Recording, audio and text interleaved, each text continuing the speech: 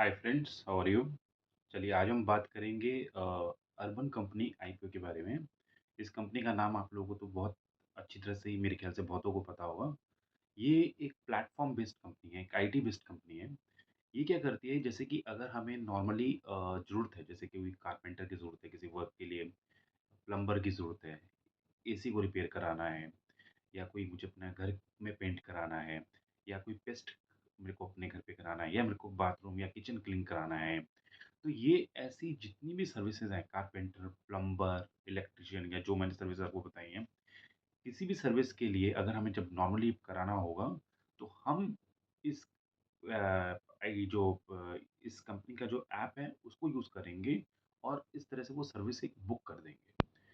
तो ये एक जो कंपनी है, ये कंपनी एक आईटी का प्लेटफ़ॉर्म है, जिसमें कि मेरी जैसे रिक्वायरमेंट है, सपोज़ करो मुझे अपना कोई काम कराना है, तो मैं इसमें बुक करूँगा और वो जो रिक्वेस्ट है, वो एक जो कारपेंटर है या जो भी सर्विस प्रोफ़ेशनल्स हैं, उनके पास जाएगी और वो इस तरीके से मेरे घर आकर अपना काम करेंगे।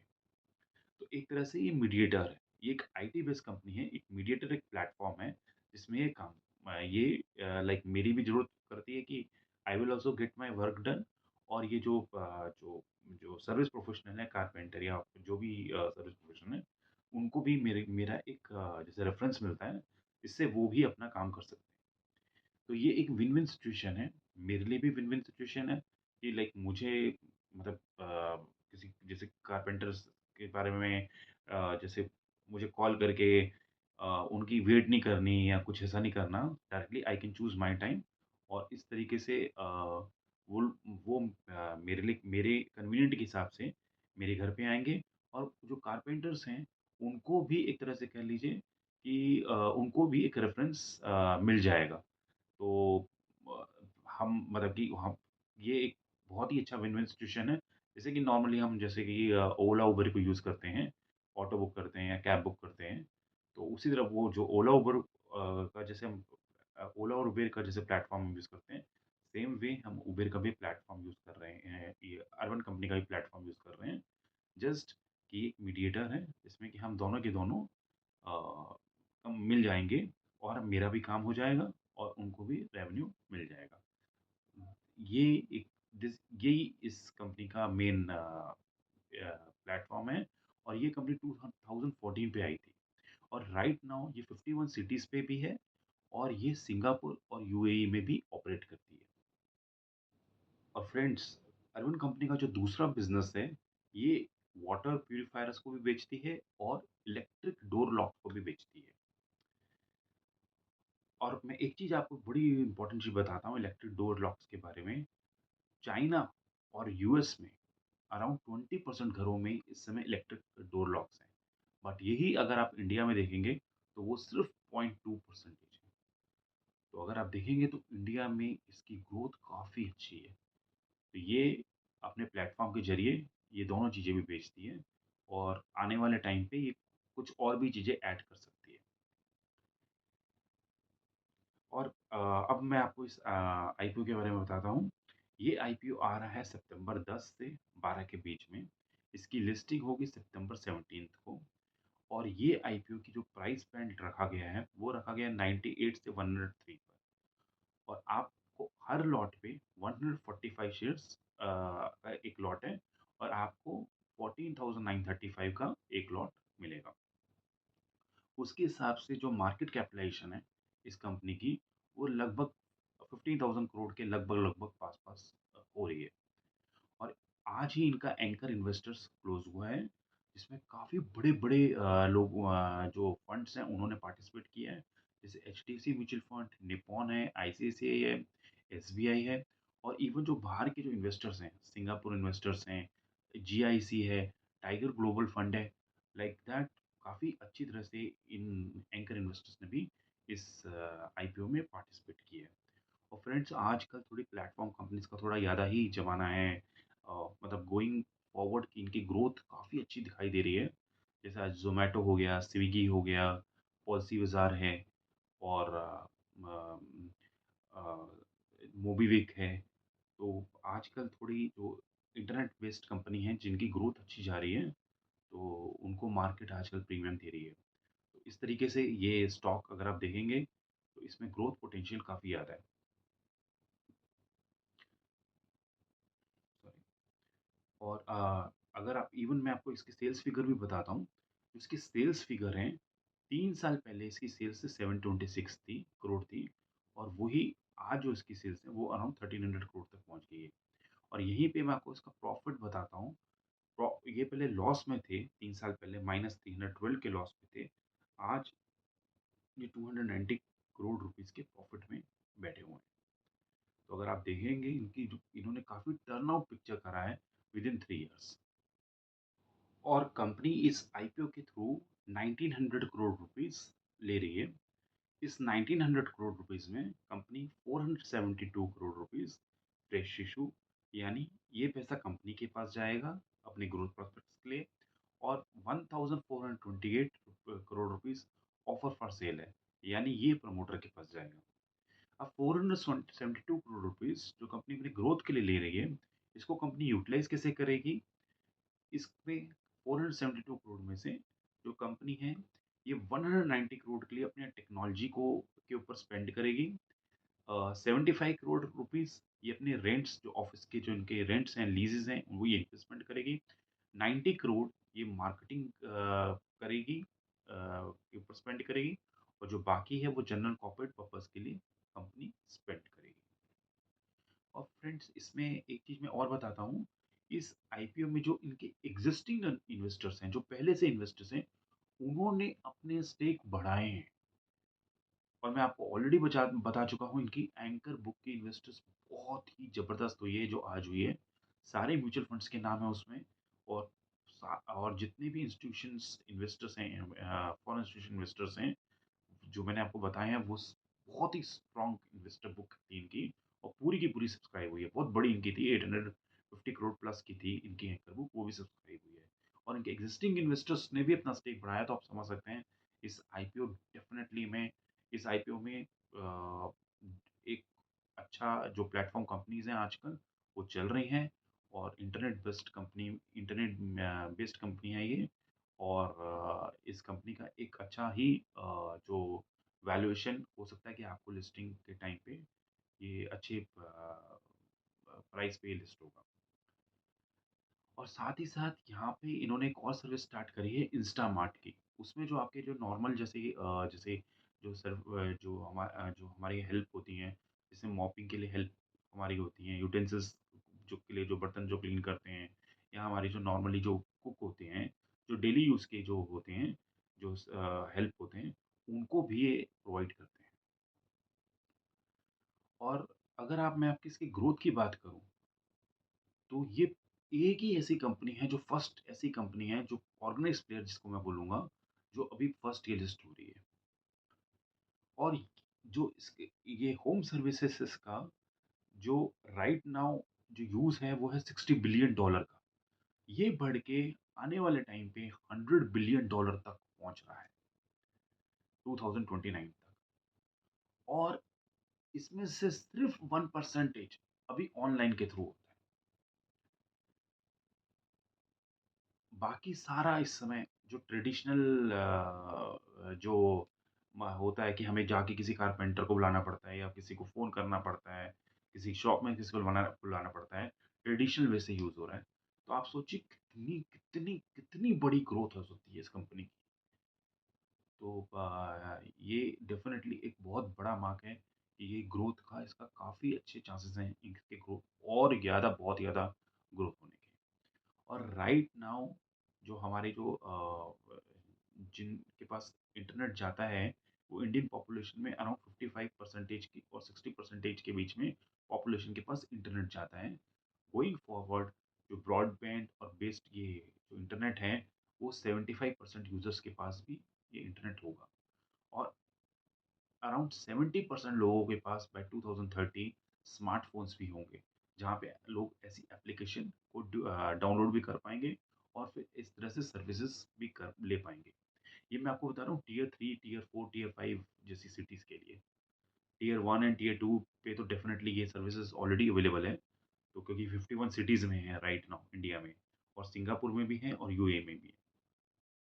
और इस कंपनी के अराउंड 1500 एम्प्लॉइज़ हैं और साथ ही साथ इनके पास 54,000 प्रोफ़ेशनल्स हैं। यानी कि 54,000 जो प्रोफ़ेशनल्स हैं वो जो सर्विस प्रोफ़ेशनल्स हैं जैसे कारपेंटर, इलेक्ट्रीशियन, प्लम्बर हेल्पर्स और जो भी जो सर्विस प्रोवाइड करते हैं वो 54,000 है।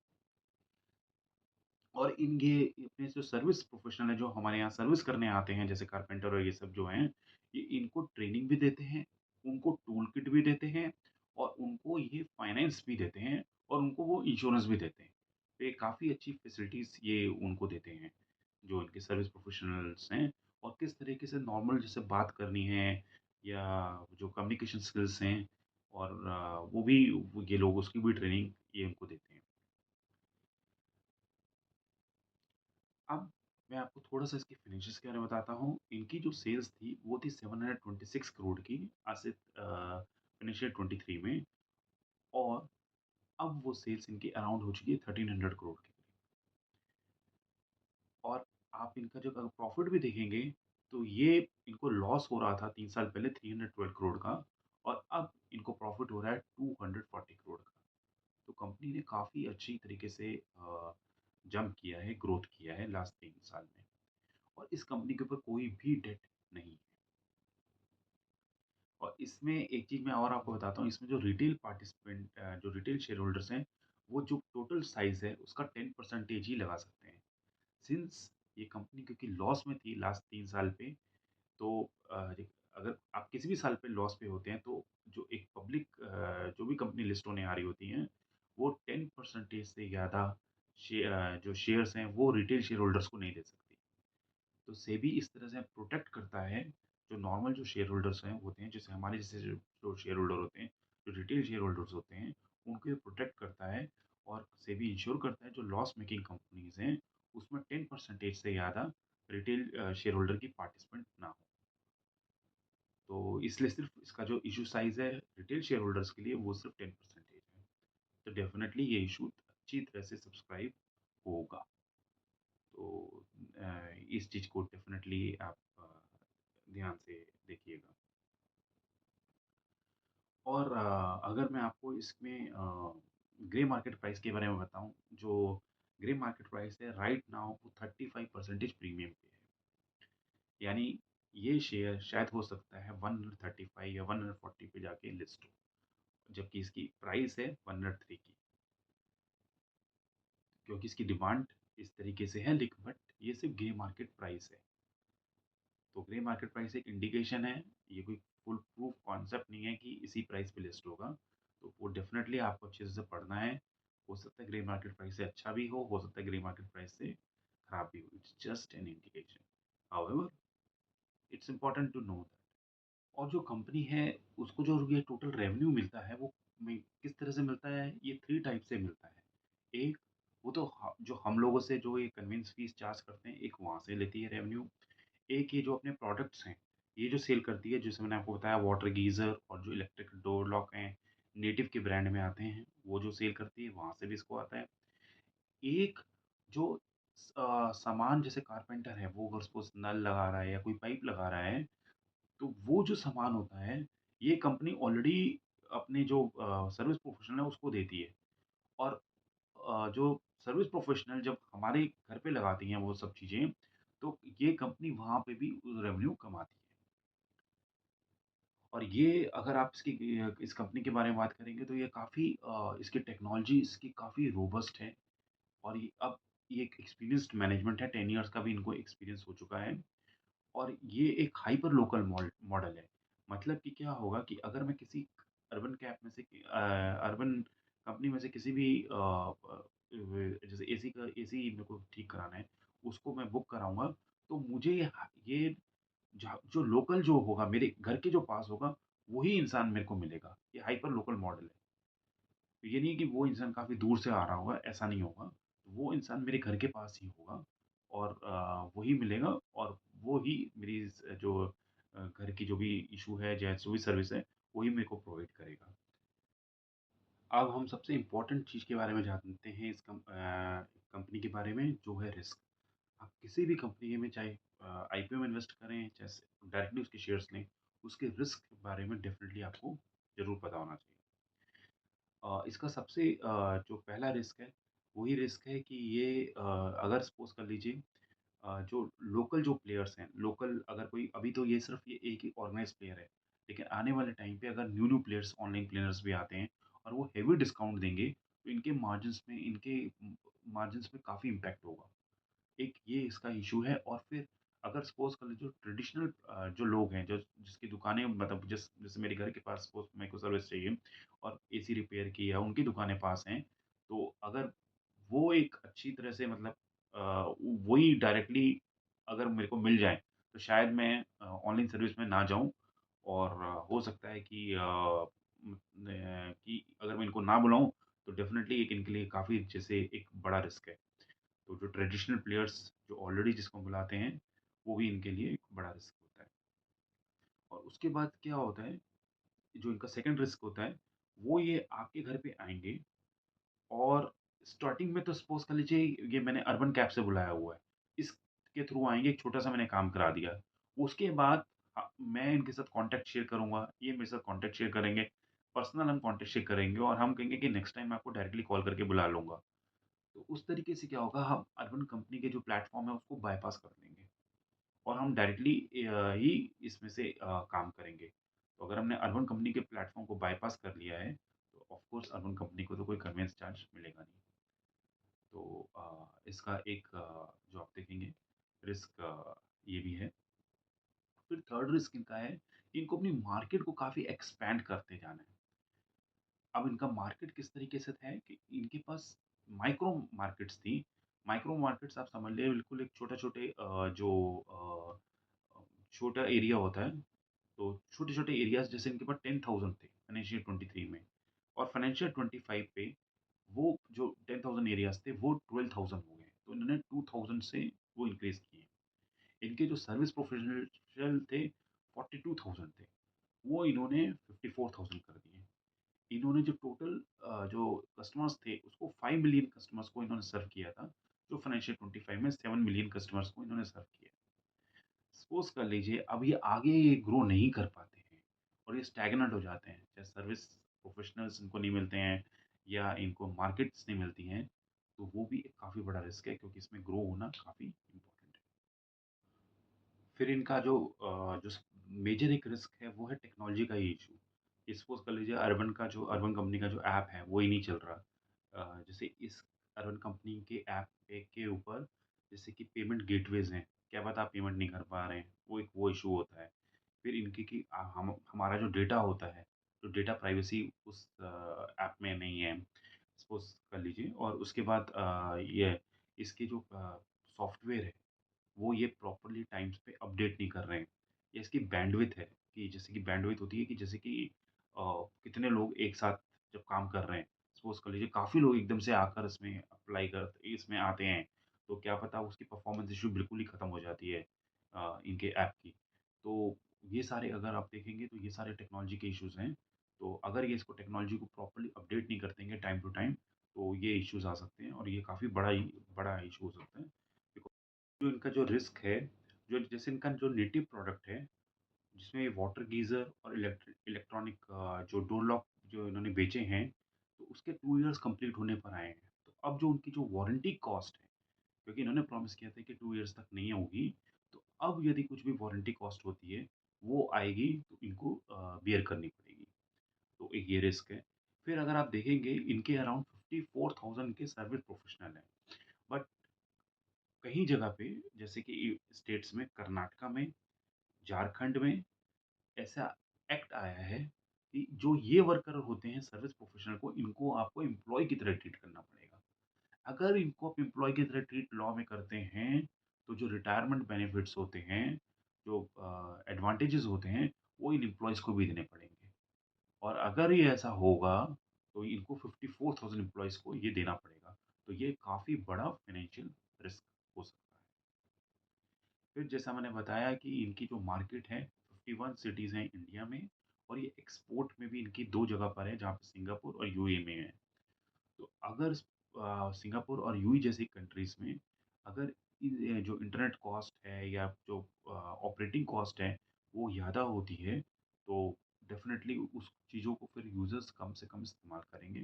तो वो भी इनके लिए एक नेगेटिव इम्पैक्ट होगा। फिर इस कंपनी में 2018 में एक फ्रॉड हुआ था। फ्रॉड में क्या हुआ था कि जो इनके सर्विस प्रोफेशनल्स हैं, जैसे जो कारपेंटर, इलेक्ट्रिशियंस या जो एसी रिपेयर वाले हैं, वो और जो एम्प्लॉइज़ हैं, जो इसके अर्बन कैब के एम्प्लॉइज़ थे, वो दोनों मिल गए थे। तो वो क्या करते थे, वो इस तरह से कॉल होती थी कि जो कन्वेंस चार्जेस हैं, वो रिवर्स कर देते थे। तो वो कस्टमर्स को कन्वेंस चार्जेस पास ऑन नहीं करते थे, बट वो रिफंड हो जाता था और इस तरीके से वो उन्होंने उनके अकाउंट में जाता था और इन लोगों ने मिलके 35 लाख रुपीज़ तक का ये लॉस किया था। तो ऐसा लॉस आगे भी हो सकता है। फिर इनको एक और तरीके से रेवेन्यू मिलता है, वो है ब्लॉक कार्ड से। ये क्या करते हैं, जो ये सर्विस प्रोफेशनल्स होते हैं, उससे फ़र्स्ट ऑफ ऑल क्योंकि उनको ट्रेनिंग कराते हैं, उनको टूल किट देते हैं, उनको इंश्योरेंस करवाते हैं और फिर उनको वो लीड भी देंगे, तो उसके लिए ये एक 40,000 से 50,000 रुपीज़ के बीच में ये उन सर्विस जो प्रोफेशनल्स होते हैं, उनको उनसे ये चार्ज करते हैं। लेकिन बीच में अभी 2 इयर्स पहले एक प्रोटेस्ट हुआ था, कि ये लोग उनके कार्ड्स को ब्लॉक कर रहे थे। ये ब्लॉक क्यों कर रहे थे? क्योंकि अगर उनकी किसी की भी रेटिंग अगर कम है 4.6 से या 4.7 से ब्लॉक, तो फिर अगर कम है तो ये ब्लॉक कर रहे थे और उनको बोल रहे थे कि आपको वापस से अगर अनब्लॉक करना है तो वापस से 40,000 रुपीज़ दो। तो इसके ऊपर काफ़ी बड़ा एक प्रोटेस्ट हुआ था 2 इयर्स बैक। तो अगर ये इस तरह से करेंगे तो डेफ़िनेटली ये भी कि इनके लिए काफ़ी बड़ा रिस्क है, बिकॉज़ इसमें कोई एक्शंस लीगल एक्शंस भी हो सकते हैं। तो फ्रेंड्स ये सारे रिस्क थे। आई थिंक आई होप कि ये मैं आपको पूरा अर्बन कंपनी के बारे में बता पाया हूँ और अर्बन कंपनी का आईपीओ जिस तरह मैंने बताया काफ़ी बड़े-बड़े एंकर इन्वेस्टर्स इसको इन्वेस्ट कर रहे हैं और काफ़ी म्यूचुअल फंड भी इन्वेस्ट कर रहे हैं और ये इंटरनेट बेस्ड कंपनी है, प्लेटफॉर्म बेस्ड कंपनी है, तो डेफिनेटली और ये नो डेट की भी है, ये भी बहुत इंपॉर्टेंट पॉइंट है। तो और इसमें एग्जिस्टिंग जो इन्वेस्टर्स हैं वो अपना स्टेक और बढ़ा रहे हैं। तो ये एक लॉन्ग टर्म बेट डेफ़िनेटली हो सकता है। जैसे मैंने आपको एक और पॉइंट बताया था कि अभी सिर्फ़ 1% ऑनलाइन जो हम बुकिंग करते हैं कि कारपेंटर और इन सब की सिर्फ़ 1% कर रहे हैं। आने वाले टाइम पे ये बहुत ज़्यादा इसकी मैसिव ग्रोथ हो सकता है। तो ये एक बेट है या शेयर है जिसको आप डेफ़िनेटली देख सकते हैं। दैट इज़ कि इसको आप देख सकते हैं, कंसिडर कर सकते हैं। थैंक्स। आप प्लीज़ मेरे वीडियोज़ लाइक करिए, सब्सक्राइब करिए और कोई भी डाउट्स हैं तो डेफ़िनेटली प्लीज़ कमेंट्स में ज़रूर डालिएगा। Thanks a lot and thanks for watching the video. Good night.